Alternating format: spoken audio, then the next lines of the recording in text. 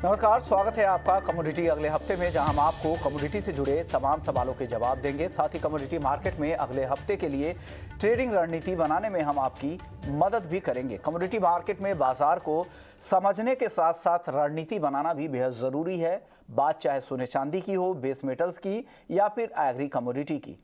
Trading की बारीकियों को समझने से जोखिम तो कम होता ही है, आपके लिए मुनाफे के रास्ते भी खुल जाते हैं। इस हफ्ते कमोडिटी बाजार के अनुभव के आधार पर अगले हफ्ते की शानदार ट्रेडिंग रणनीति बनाने में हमारे एक्सपर्ट्स आपकी पूरी मदद करेंगे, जिसके लिए ये शो आपको देखना बेहद जरूरी है। तो चलिए शुरू करते हैं कमोडिटी अगले हफ्ते। और आज हमारे साथ दो मेहमान हैं जो आपको इस रणनीति बनाने में मदद करने वाले हैं। रवि देवरा है, हेड ऑफ रिसर्च है और फंड मैनेजर हैं कुबर्जी ग्रुप से। अमित सजेजा हैं, VP research commodities and currency, Motilal Oswal से। आप दोनों मेहमानों का भी स्वागत है। लेकिन चलिए, हमने एक मेहमान से बात की, महेश जैन साहब से, जो बुलियन मार्केट के एक दिग्गज ज्वेलर है, यूपी सर्राफा एसोसिएशन के प्रेसिडेंट भी है। 65 साल का उनका बुलियन मार्केट का अनुभव है। उन्होंने क्या कहा गोल्ड को लेकर, क्यों गोल्ड में निवेश करना चाहिए, क्यों इंक्रीमेंटल वैल्यू की वजह से गोल्ड में हमेशा बेहतर रिटर्न मिलेगा और लंबी अवधि में हमेशा आपको बेहतर पैसा ही बना कर देगा। क्या क्या उन्होंने कहा गोल्ड को लेकर, आइए सुन लेते हैं। ग्लोबल मार्केट में जिस तरह की अनसर्टेनिटी चल रही है, उसका फायदा गोल्ड और सिल्वर जमकर उठा रहा है और काफ़ी चर्चा में है पूरा ही बुलियन इंडस्ट्री। लेकिन आज हमारे साथ एक ऐसे शख्स हैं जिनके पास ज्वेलरी इंडस्ट्री का 60 साल से भी ज़्यादा का अनुभव है। हमारे साथ है महेश जैन साहब, यूपी सर्राफा एसोसिएशन के प्रेसिडेंट हैं। महेश जी, बहुत बहुत शुक्रिया, आपने वक्त दिया। 80 साल के आप हो चुके हैं, 60 साल से ज़्यादा समय से आप ज्वेलरी इंडस्ट्री में हैं। जिस समय आप ज्वेलरी इंडस्ट्री में कारोबार में उतरे थे, हालांकि आपकी थर्ड जनरेशन है इस बिज़नेस में, लेकिन उस दौरान क्या भाव था गोल्ड का, ताकि लोगों को भी पता चले कि जब आप आए थे, आप यंग एज में थे, उस समय क्या भाव चल रहा था गोल्ड का? देखिए, 1960 में 110 रुपये प्रति तोले का दाम, 110 रुपये प्रति 10 ग्राम के भाव में इन्होंने, प्रति तोला यानी प्रति 10 ग्राम का भाव था। तोला उस समय क्या होता था? 11.664 का एक तोला होता था। ओके, तो और चांदी किस भाव में थी सर उस दौरान? चांदी उस समय 300 रुपये का भाव था। 300 रुपये किलो का भाव? 300 रुपये किलो। और 60 साल में 300 की चांदी 75,000 की हो गई। किस तरह की रिटर्न इनके सामने आंखों देखी, इतना रिटर्न दिया। 300 की चांदी 75,000 रुपये की हो चुकी है और गोल्ड आप देख ही रहे हैं 61,000 भी पार कर चुका है। क्या लग रहा है, आपका अनुभव क्या कह रहा है? जो मौजूदा भाव है, जिस तरह की तेजी वन वे रैली है, कोई निवेशक जो नए लोग होंगे वो देख रहे होंगे आपको, अगर तो वो जानना चाह रहे हैं कि किस तरह का भाव आगे मिलेगा। अगर करंट लेवल पे करूंगा तो कोई रिस्क तो नहीं है ना गोल्ड में? देखिए, ऐसा है कि चांदी और सोना, जिसको हम बुलियन बोलते हैं, उसका एक स्पेशल कैरेक्टरिस्टिक्स है। वो कैरेक्टरिस्टिक्स ये है कि वो शॉर्ट सप्लाई में चीज़ है, माइनिंग से निकलती है, उसकी कोई भी मशीन से या किसी भी मैन मेड से चीज़ का उत्पादन नहीं किया जा सकता। और चांदी और सोना एक ऐसी कमोडिटी है कि यदि उसकी आप हिस्ट्री उठा के देखेंगे, जैसे मैं बहुत सालों से कहता चला आ रहा हूँ कि उसमें साल में 5 और 6% का भाव में इंक्रीमेंट होना ही होना है। यदि 1 साल नहीं होगा, 2 साल नहीं होगा, 4 साल नहीं होगा, तो 5वें साल एकदम से वो छलांग लगा करके पहुँच जाएगा। यदि आप हिस्ट्री देखें बुलियन के भाव की, तो 1978 में सोने का भाव मात्र 480 रुपये प्रति 10 ग्राम था और 1983 में वो 1650 हो गया। 4 साल के कार्य में उसका 4 गुना की वृद्धि हो गई। 4 गुना से भी ज़्यादा। अब क्वेश्चन ये है कि इसके पीछे कारण क्या है? कारण सबसे बड़ा ये है कि हमारे यहाँ आज भी 700-800 टन माल का इंपोर्ट होता है। बिल्कुल, हर साल। स्मगलिंग के अलावा जी 200 टन की स्मगलिंग भी होती है। और हमारी संस्कृति आदिकाल से ये रही है और हमारे बुजुर्गों की ये बुद्धिमत्ता थी कि उन्होंने सोने के प्रति लेडीज़ के अंदर मोह पैदा कर दिया। उन्होंने ये बताया कि सोना जेवर कपड़े से ज़्यादा अच्छा तरीका है सौंदर्य के लिए, और उन्हीं की इस बुद्धिमत्ता के कारण आज हिंदुस्तान की हर लेडी का झुकाव ज्वेलरी के प्रति है और रहेगा। और गोल्ड के बारे में सर कहा जाता है कि गोल्ड खरीद कर कोई पछताया नहीं हो आज तक जिसने खरीदा हो, और आप कह भी रहे हैं कि 4 साल में 4 गुना से भी ज़्यादा भी दाम बढ़े, कई बार ऐसे भी मौके आए। हालांकि हो सकता है कि बहुत बार आप खरीदे 3-4 साल भाव नहीं बढ़े, लेकिन फिर 4 साल बाद 5 साल बाद एक साइकिल जब रिटर्न होता है तो गोल्ड में बम्पर तेज़ी देखने को मिल सकती है। यहाँ से कितनी तेज़ी की संभावना आप सेंस कर रहे हैं, अगर अगले 1-2 साल में किस तरह की तेज़ी आएगी गोल्ड में? मैं उसका एक फार्मूला आपको सीधा सा बता देता हूँ कि हमारे यहाँ सोने के भाव जो कंट्रोल होते हैं वो इंटरनेशनल होते हैं। यदि स्मगलिंग का पक्ष को हम छोड़ दें बिल्कुल, तो इंटरनेशनल मार्केट से होते हैं। हमारा डॉलर का और रुपए का साल भर का प्रीमियम 4% है। ओके। यदि आज डॉलर 82 रुपये का है तो एक साल के आगे का डॉलर 4% ज़्यादा है, और उसकी फिक्स रेट है, वो कोई ऐसा नहीं कि वो नकली भाव है। तो 4% का तो इनबिल्ट एप्रिसिएशन सोने में होना ही होना है। उसके अलावा रुपी डॉलर का जो प्रीमियम है वो भी 2% का है। तो जिस कमोडिटी में 5 और 6% का इनबिल्ट एप्रिसिएशन है तो उसको आप तभी रोक सकते हैं जब सोने के भाव इंटरनेशनली कम हो जाएं। इंटरनेशनल कम ना होने के भी बहुत बड़े लॉजिक हैं।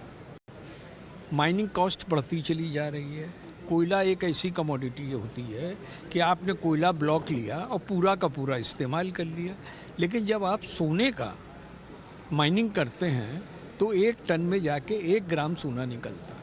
और यदि आप कहीं 50 मीटर नीचे जाएंगे, खोदने जाएंगे और 1 टन मिट्टी लाएंगे तो उसकी कॉस्ट कितनी बढ़ती जाएगी, इसको भी हमको दिमाग में रखना है। तो जब सारी चीज़ों का अच्छी तरह आप विश्लेषण करेंगे तो आपको ये समझ में आ जाएगा कि चांदी और सोना हमेशा जो है ऊपर की तरफ ही जाएगा। कितने प्रतिशत जाएगा ये कोई भी व्यक्ति जोरदारी और गारंटी से नहीं कह सकता। ओके, क्या इनका अनुभव ये बता रहा है कि जिस तरह की चीज़ें हैं, करेंसी का तो एक प्ले है ही, करेंसी का तो फैक्टर है ही, करेंसी में जो कमज़ोरी आएगी रुपए में डॉलर के मुकाबले उसका फ़ायदा घरेलू बाज़ार में दिखेगा। इंटरनेशनल मार्केट में अगर दाम कम भी हो गए, लेकिन माइनिंग का जो कॉस्ट है जिस तेज़ी से बढ़ा है वो फैक्टर तो सप्लाई पर उसका असर होता है।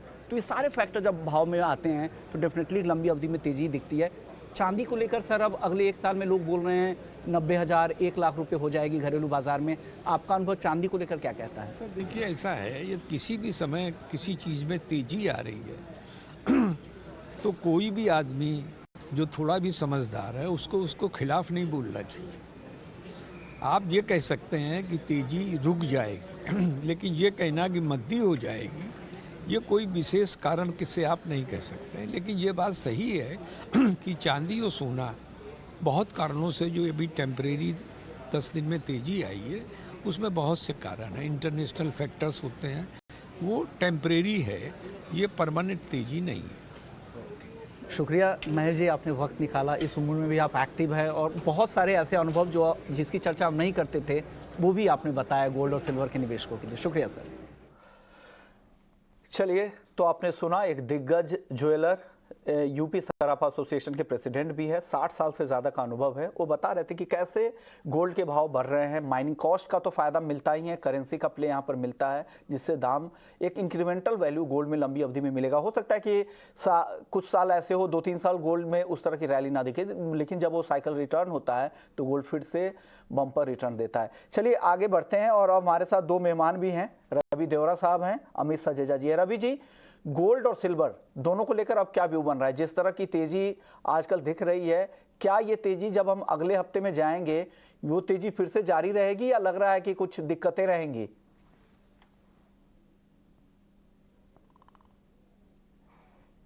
रवि जी, अनम्यूट कीजिएगा ऑडियो और फिर जवाब दीजिए प्लीज। जी, थैंक यू। पर्टिकुलर जब आप बात कर रहे थे एक पॉइंट हाईलाइट हुआ था और वो काफी सही भी है कि जब हम गोल्ड बाय करने जाते हैं तो ऑलवेज हमें वो कॉस्टली लगता है, बट जब ये असेट घर पे आ जाती है तो अच्छा लगता है कि सही प्राइस पे हमने बाय कर लिया, क्योंकि इसका इंक्रीमेंटल बाय वैल्यू है। तो इस हिसाब से लगातार देखे तो ये कमोडिटी कमोडिटीज में पर्टिकुलर एक अच्छा रुझान बना है, तो मुझे लग रहा है ये रुझान एटलीस्ट जारी रह सकता है। मुझे बहुत ट्रेंड रिवर्सल की एक्सपेक्टेशंस ये last week of this month तक नहीं दिख रहे, जब core PC price index in US के जीडीपी के नंबर, ये दो बड़े डेटा आएंगे। उसके पहले मुझे लग रहा है कि जो डी-डॉलराइजेशन हो रहा है उसका एक फायदा as a safe haven asset gold को मिलता रहेगा। कुछ भी डीप एक बाइंग की अपॉर्चुनिटी होगी। आई थिंक इतने बड़ी बढ़त के बाद थोड़ा मैं एक्सपेक्ट कर रहा हूँ कि इन डोमेस्टिक प्राइसेस जो कंसोलिडेशन होगा नीचे 60,500 से लेके 61,300 एंड इंटरनेशनल प्राइसेस 2010 से लेके 2050 तक ये 40 से 50 पॉइंट की रेंज में रहेंगे।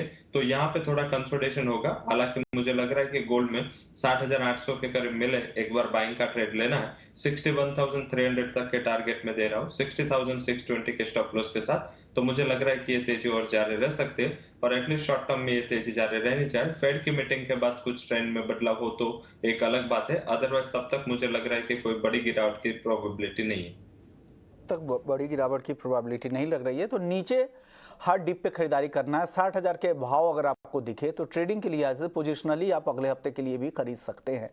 अमित जी, चांदी को लेकर आपका क्या व्यू बन रहा है? 76,000 रुपए की चांदी खरीदना चाहिए या अभी वेट करें? करेक्शन की संभावना बन रही है।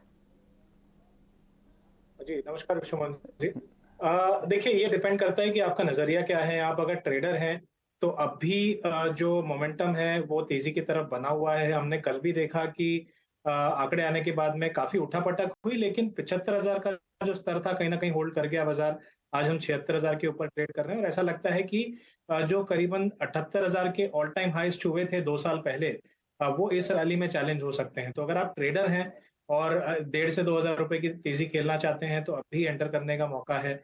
लेकिन अगर आप इन्वेस्टर हैं तो ये मैं रिकमेंड करूंगा कि 78,000 से हो सकता है कि 3 से 4,000 रुपए का एक फॉल देखने मिले। अब वहां पर वेट कीजिए और 73,000 से 72,000 के बीच एक्यूमुलेट करने की कोशिश कीजिए। और जो ओवरऑल व्यू होगा, अगर मैं 3 महीनों की बात करूं तो ऐसा लगता है कि 82,000 तक चांदी जा सकती है। तो निवेशकों के लिए डिप बाइंग की सलाह होगी।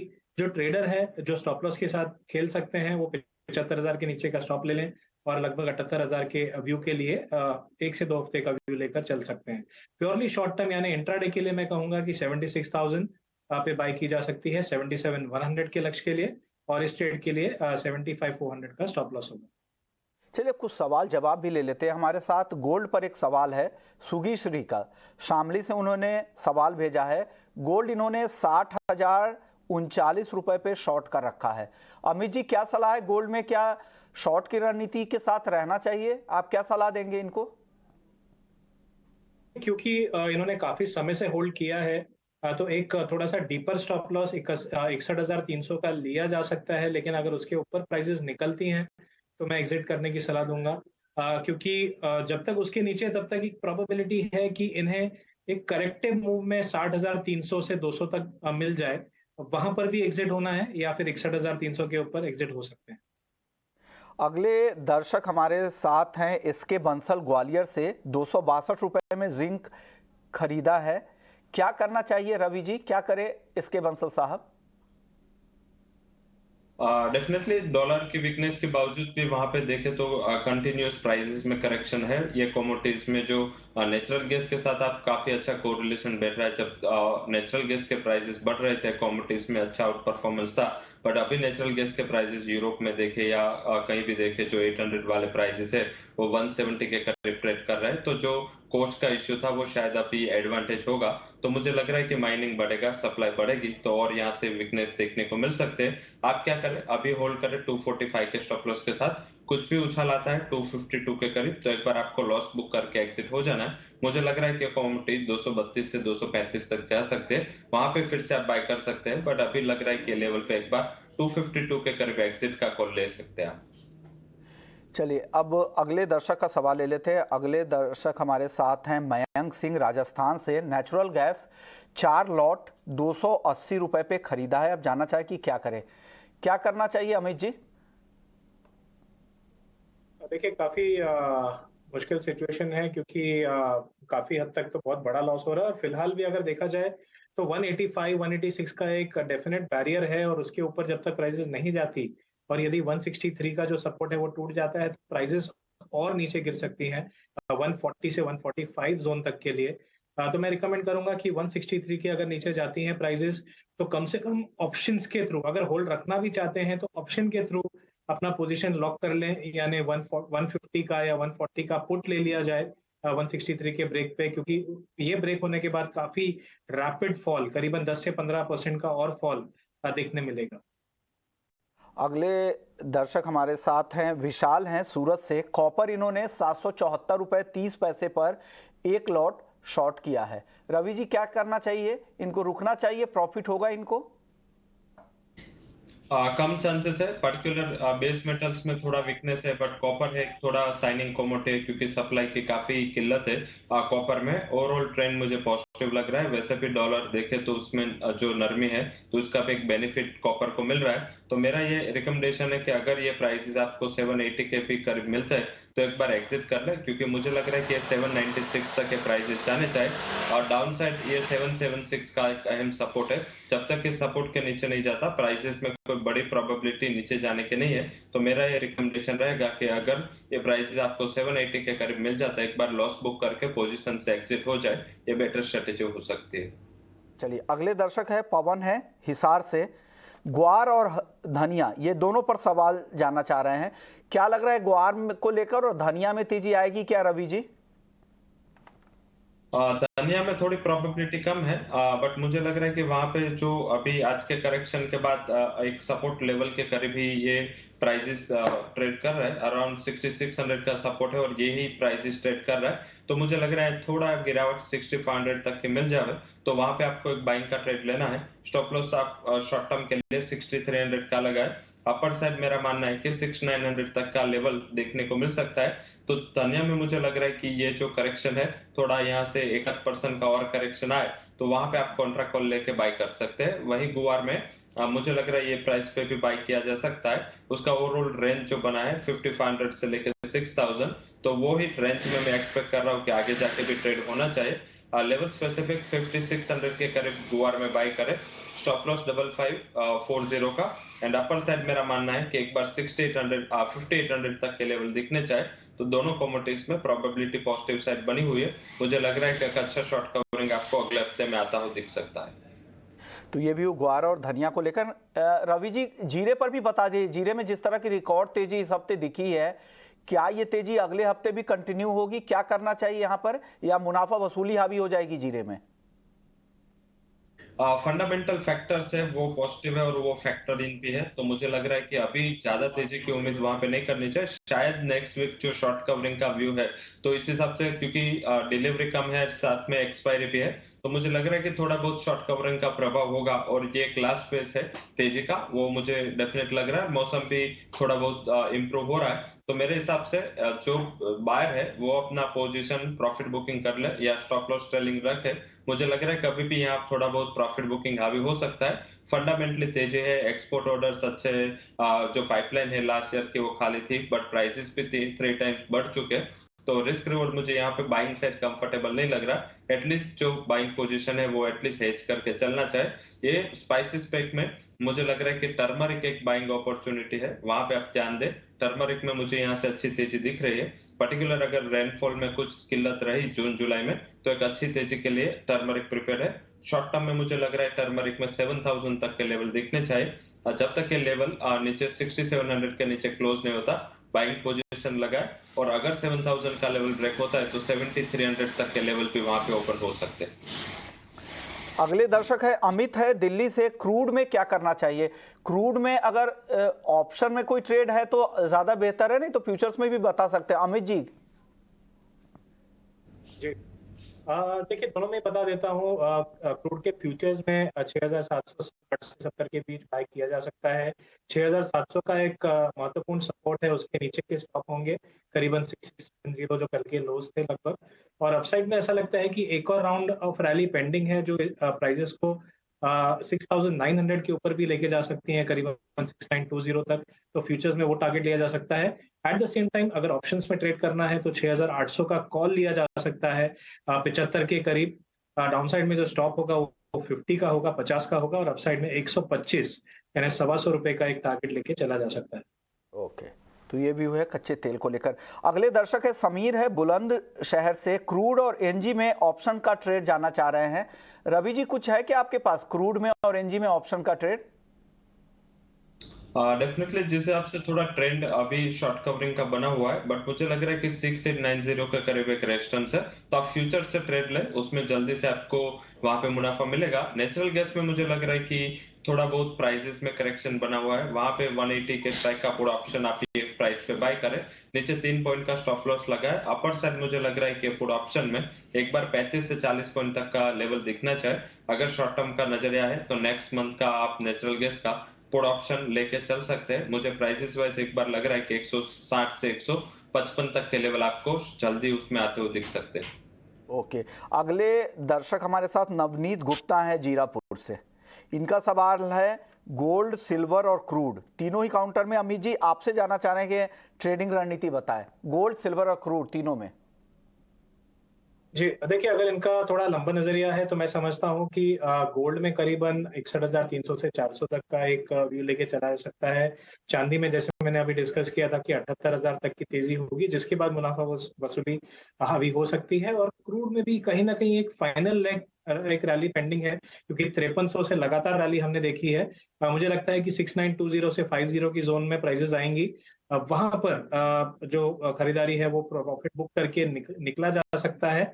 इनफैक्ट 6900 के आसपास चाहिए तो एक बार शॉर्ट पोजीशन भी बनाई जा सकती है, अगर आप एक हफ्ते का पॉइंट ऑफ व्यू भी ले तो। ओके, आप क्या सलाह देंगे गोल्ड और सिल्वर और क्रूड में रवि जी? गोल्ड सिल्वर में मुझे दोनों में बाय डिप से लग रहा है। गोल्ड में आप बाय कर सकते हैं 60,800 के करीब, स्टॉप लॉस आप 60,620 का लगा सकते हैं। अपर साइड गोल्ड में 61,300 तक के लेवल दिखने चाहिए। सिल्वर में 76,000 के जितने करीब मिले बाय करें, 75,400 का स्टॉप लॉस लगाए।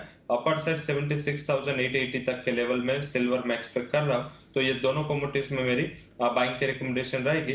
क्रूड में मुझे लग रहा है कि थोड़ा बहुत ये 88 का रेजिस्टेंस है और डोमेस्टिक प्राइसेस में 6880 का रेजिस्टेंस है। अगर ये 6880 का रेजिस्टेंस ब्रेक होता है तो आप 6800 के स्टॉप लॉस के साथ बाय करें। अपर साइड टारगेट 6980 तक के रहेंगे। अगले दर्शक है निशांत है मेरठ से, 73,000 रुपए पे चांदी सेल किया है। अब उम्मीद कर रहे हैं 70,000 कब तक आएगी? क्या 70,000 का लेवल आपको दिख रहा है क्या अमित जी?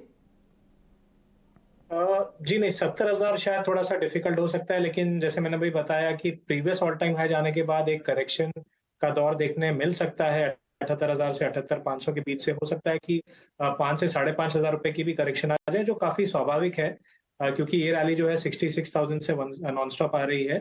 लेकिन 73,000 के नीचे जब मिले या 72,000 से 73 के बीच में जब मिलती है, तो वहां पर जो शॉर्ट पोजीशन है उसे कवर कर लिया जाए तो बेहतर रहेगा, और वहां से दोबारा एक फ्रेश लॉन्ग पोजीशन बनाई जाए तो मुनाफे का सौदा हो सकता है। रवि जी आप क्या सलाह देंगे? आपको लग रहा है कि 70,000 तक का करेक्शन दिख रहा है क्या चांदी में? कोई उम्मीद? उम्मीद कम है, बट एक कोस्ट आप वहां पे 70,000 के कर सकते हैं। कैसे कर सकते हैं? आप क्या करें, कुछ भी गिरावट आए उसमें आप 72,000 से लेके 70,000 तक के पुट राइट करते रहे। अगर ये पुट राइटिंग में आपको अगर प्रीमियम से उसमें भी अच्छा प्रीमियम मिल रहा है, जब ये नीचे प्राइसेस करेक्ट हो गए, ये 2-3 हजार का 2 से 2,500 का प्रीमियम मिलेगा, तो मेरी रिकमेंडेशन है कि ऑप्शन का यूज करें और डाउन साइड जो पुट राइट करते रहे। जैसे ही पुट में आप ट्रिगर हो, फॉर एग्जांपल 70,000 का पुट जब भी आपको 2,000 के करीब मिले उसको राइट करें, मीन्स आपका कॉस्ट हो गया 70,000। तो डेफिनेटली 70,000 के लेवल आपको ऐसे मिल सकते हैं, बट आपको डायरेक्टली 70,000 की प्रोबेबिलिटी मुझे कम दिख रही है। अगले दर्शक है सुमन जैन है गंगानगर से, 61,030 पे इन्होंने 2 लॉट गोल्ड को सेल किया है। टारगेट और स्टॉप लॉस जानना चाह रहे हैं अमित जी। 61,030, 61,000 पे इनकी सेलिंग पोजीशन है, क्या करना चाहिए, क्या टारगेट और क्या स्टॉप लॉस? जी देखिए, फिलहाल तो मुझे 60,600 के करीब का ही सपोर्ट दिखता है शॉर्ट टर्म बेसिस। तो इससे नीचे जाने की प्रोबेबिलिटी काफी कम है, और क्योंकि इन्हें फिलहाल भी मुनाफा हो रहा है तो मैं समझता हूं कि 60,950 का एक ट्रेलिंग स्टॉप ले लिया जाए, और जब तक ये नहीं निकल पाता तब तक होल्ड रखें, और जैसे ही नीचे मिलता है 60,700 से 600 के बीच, वहां पर मुनाफा वसूली कर ली जाए, क्योंकि वहां से दोबारा प्राइसेस ऊपर जाने की अच्छी प्रोबेबिलिटी।